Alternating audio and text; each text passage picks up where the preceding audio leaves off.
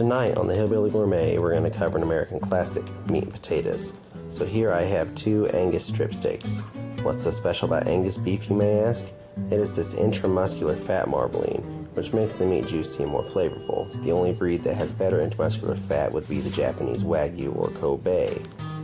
We're going to take these steaks and salt them generously with kosher salt. You want to use kosher and not iodized, because the iodized salt with the iodine will give the meat a chemically flavor. We don't want that. We're going to rub it in, and we're going to let these rest and soak that salt in. And it's actually going to soak the salt and season the center of the meat, and also concentrate the beefy flavor. We're going to place the steaks in the fridge for a minimum of an hour before cooking, ideally overnight, which is what I'm going to do here. Again, that allows the salt to permeate the meat and concentrate the beefy flavors. They're out of the fridge now. We've got a good hard exterior, a dry exterior, which makes a good crust, so we're just going to add some pepper. It's already salty, we don't need any more salt. It's just a little bit of pepper on both sides, of course. There's lots of other seasonings people use, Montreal steak and the like, but call me old-fashioned, I'm a salty kind of guy. Now that we've salt and peppered these, it's time to place them in the oven for reverse sear.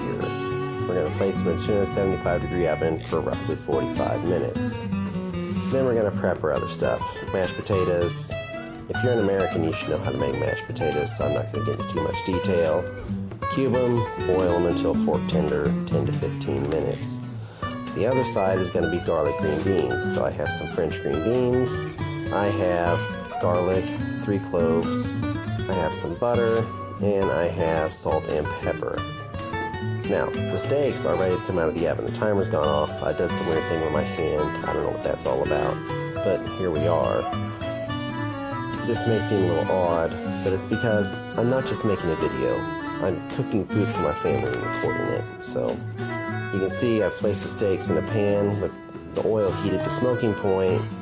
We're going to do 2 to 3 minutes aside, rotating 90 degrees. Halfway through that, before you flip to get your good crosshatch grill marks. You can see my green beans have started in the background. I've just got them boiling in water over medium heat. The steaks are now done.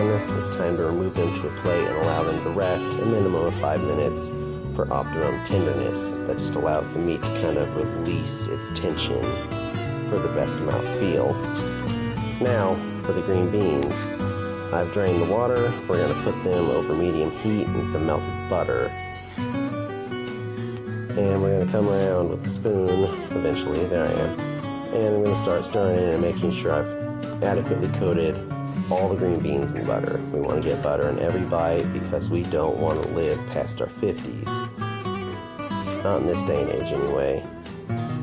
So now that I've got it all coated in butter, we're going to add the garlic, salt and pepper to flavor, of course. I don't think you see that in the video. We're going to make sure that garlic keeps moving. You don't ever want to let garlic set for too long. It will burn.